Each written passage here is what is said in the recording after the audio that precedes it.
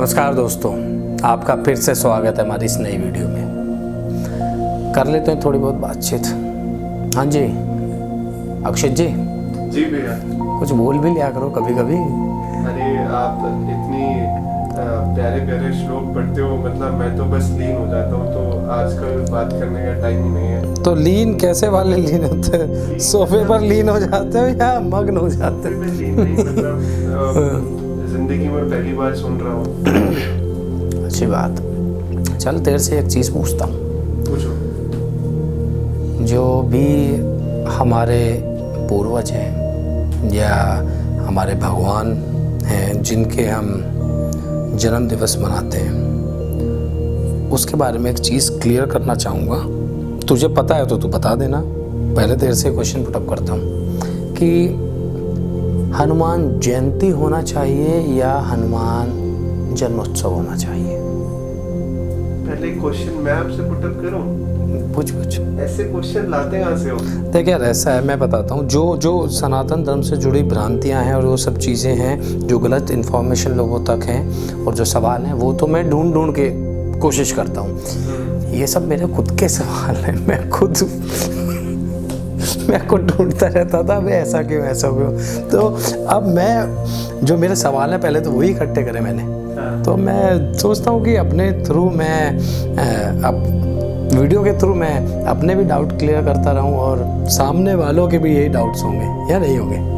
अब आपने ऐसा सवाल पूछा है तो मैंने इस सवाल के बारे में कभी ऐसा कुछ सोचा ही नहीं, तो आपको जवाब देना पड़ेगा। मेरे पास तो कोई उत्तर नहीं यार है, इसका उत्तर है।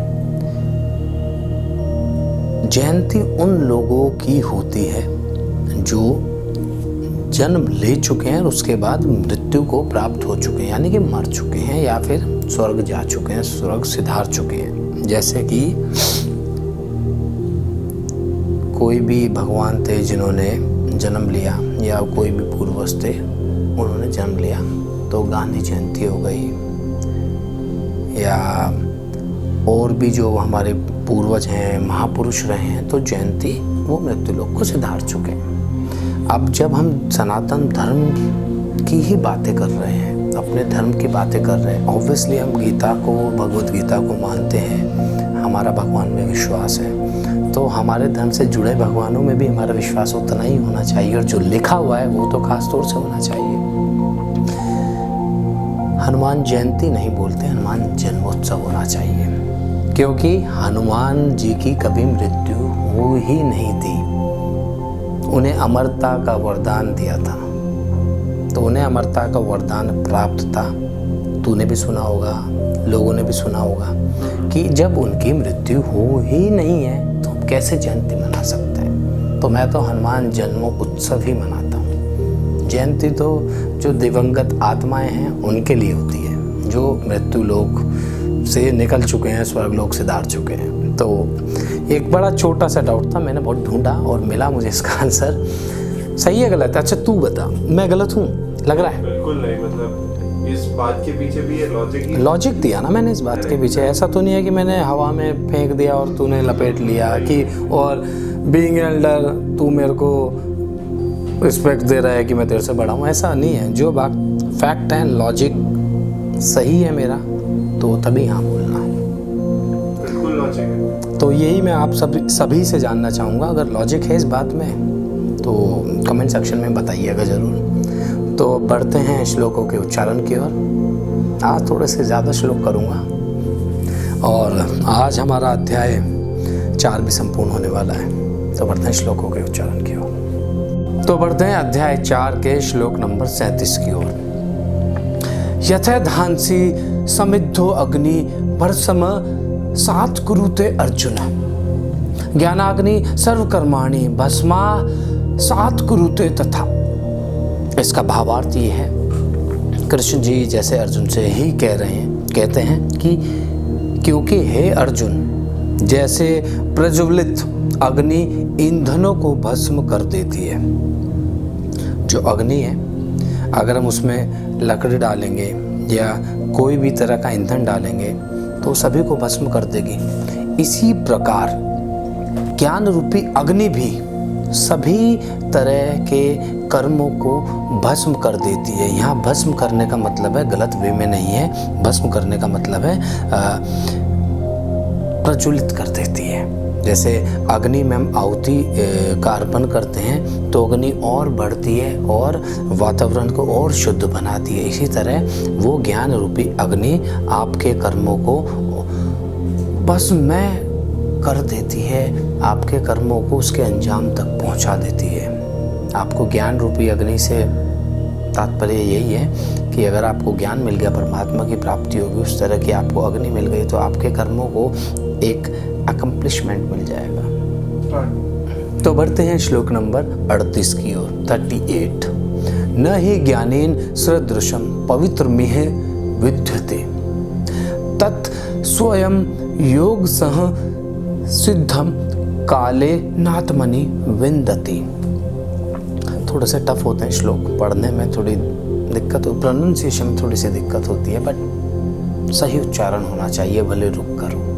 तो इसका भावार्थ ये है कि इस संसार में ज्ञान के समान पवित्र करने वाला निसंदेह कुछ भी नहीं है। उस ज्ञान को कितने ही काल से कर्मयोगी द्वारा उस ज्ञान का शुद्धिकरण होता हुआ वो अपने आप ही मनुष्य की आत्मा में आ जाता है। मनुष्य की आत्मा अपने आप उसे पा लेती है। अब क्या है तात्पर्य, ये है कि ज्ञान से पवित्र चीज़ तो पूरी दुनिया में, सृष्टि में कुछ नहीं है, उसमें तो कोई डाउट ही नहीं है। और लंबे समय से, लंबे काल से, मतलब सदियों से जो स्टार्टिंग है लाइफ की, जब से वो चीज़ें चल रही है, मनुष्य क्या कर रहा है, धीरे धीरे उस प्रोसेस में जाता हुआ ऑटोमेटिकली वो उसका जो शरीर है, जो उसकी आत्मा है, वो अपने आप वो ज्ञान को प्राप्त कर लेती है, उसे वो ज्ञान मिल जाता है। परंतु उस प्रोसेस में से निकलना पड़ेगा, वो कर्म योग तो उसको करना ही पड़ेगा, जब भी उसको वो चीज़ मिलेगी, वो ज्ञान मिलेगा। तो बढ़ते हैं श्लोक नंबर 39 की ओर। श्रद्धा वा लभते ज्ञानम तत्पर संयत्रेन्द्रिय ज्ञानम लब्ध्वा पराम शांतिम चिरेणा धिगच्छति।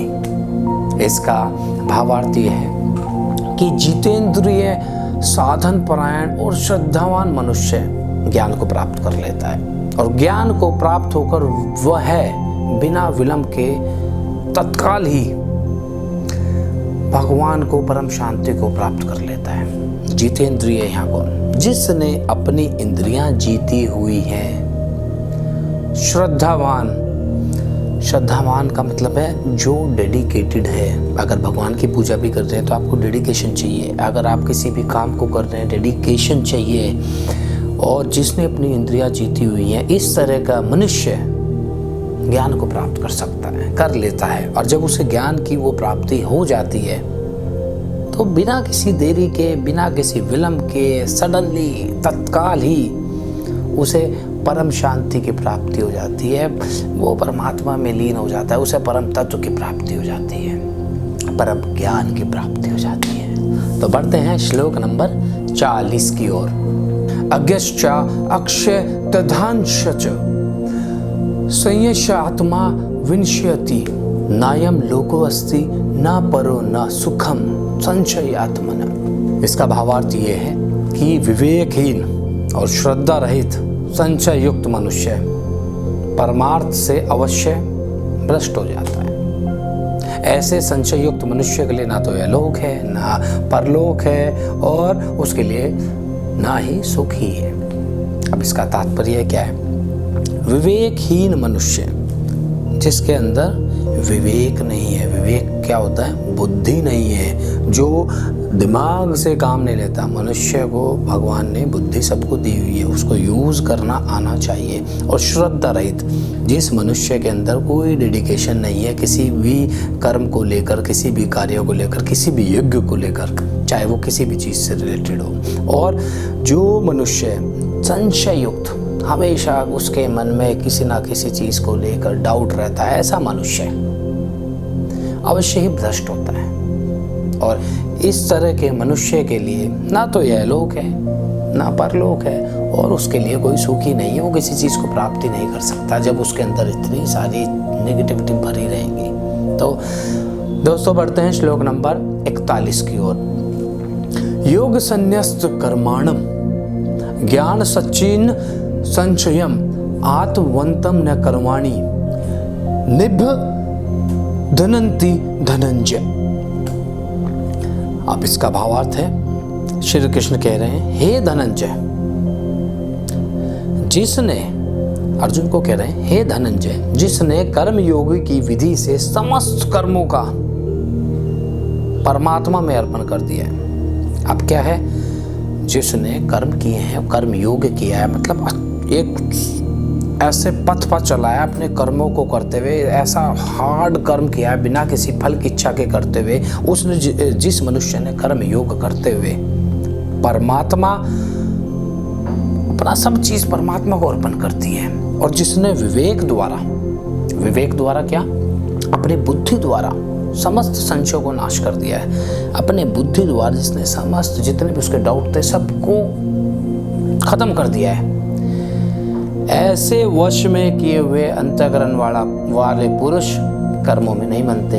तो जो इस तरह के मनुष्य होते हैं जिन्होंने अपने अंतःकरण को, अपने मन को, कहते हैं ना मन बड़ा विचलित होता है, अपने मन को जिसने अपने कंट्रोल में किया हो, जिसने अपने संशय, अपने विवेक से, बुद्धि से सारे संशयों को नष्ट कर दिया, डाउट को फिनिश कर दिया, ऐसे मनुष्य किसी भी बंधन में नहीं बंधते, किसी भी तरह का बंधन हो। तो दोस्तों बढ़ते हैं श्लोक नंबर 42 की ओर। तस्मात् ज्ञान संभूतम हतस्थम ज्ञान सिनात्मन चित्त वैनम संचय योग मति हिष्टोतिष्ठ भारत। अब इसका भावार्थ क्या है? श्री कृष्ण कहते हैं, इसलिए जो सारी बातें बताते हुए कंटिन्यूशन में चल रही है ना, सब उसने विवेक बुद्धि से, जिस मनुष्य ने सब अपना जीत लिया और सब चीजें कंट्रोल कर लिया, कर्मों के बंधन से मुक्त हो गया, तो कहते हैं श्री कृष्ण, भावार्थ ये है, इसलिए हे भारतवंशी अर्जुन, तू हृदय में स्थित इस अज्ञान जनित अपने संशय का विवेक रूपी तलवार से छेदन करके, काट के समस्त रूप से कर्मयोग में स्थित हो जा और युद्ध के लिए खड़ा हो जा। तब क्या कह रहे हैं कि हे भारतवंशी, अर्जुन को संबोधित कर रहे हैं अलग अलग नामों से, कि तू अपनी बुद्धि से ये अज्ञान जनित जो तेरे मन में चीज है ना, उस संशय को विवेक से, विवेक क्या कह रहे हैं, जो तेरे मन में संशय चल रहा है, अज्ञान रहित संशय है ना ये तेरे मन में, उसको अपनी विवेक से, अपनी बुद्धि से, जैसे तलवार से काटता ना, ऐसे काट दे, छेद कर दे, छेदन कर दे उसको। और ऐसा करके जो भी समस्त रूप कर्मयोग में स्थित हो जा, समस्त रूप कर्मयोग में स्थित हो जा, मतलब अपने कर्म में लग जा। जिस समय तू अपनी बुद्धि से, विवेक से इस संशय को काट फेंकेगा ना, तू अपने कर्म योग में लग जाएगा और युद्ध के लिए खड़ा हो जा। जब वो सब अपने संशय मिटा देगा, काट देगा, ऑब्वियसली युद्ध के लिए खड़ा होना पड़ेगा, जब उसे उस ज्ञान की प्राप्ति हो जाएगी कि यही उत्तम मार्ग है। तो दोस्तों, ये 42वां 42nd हमारा श्लोक था। ये था अध्याय 4 का अंतिम श्लोक। तो हमारे अध्याय 4 संपूर्ण हुए। एक और बड़ी सी उपलब्धि हम सभी ने पाई और आनंद मिल रहा है, चीज़ें अच्छी हो रही हैं और आगे भी अच्छी होती रहेंगी चीज़ें। बस आप लोग ऐसे साथ देते रहिए, मेरा मनोबल बढ़ाते रहिए और मैं जो ज्ञान की बातें आपको बताता रहूँगा और सार गहराई से जैसे मैं आपको बताता हूँ ना, ऐसा नहीं कि इसमें मैं आपका ही फ़ायदा कर रहा हूँ, फ़ायदा मेरा खुद का भी हो रहा है, क्योंकि मैं इस सार को जब समझाता हूँ ना आपको, मैंने पहले पढ़ी हुई है, उसमें क्या होता था, मैं भावार्थ पढ़ता था, परंतु जब किसी चीज़ को पढ़ के सामने वाले को उसको समझाओ ना, तो आपके अंदर से उदाहरण भी निकलने लगते हैं और बहुत गहराई से चीज़ें निकलती हैं, तो बड़ा सुकून मिल रहा है करके। तो दोस्तों, मिलेंगे अगली वीडियो में नए अध्याय के साथ, नए श्लोकों के साथ। तब तक के लिए राधे राधे।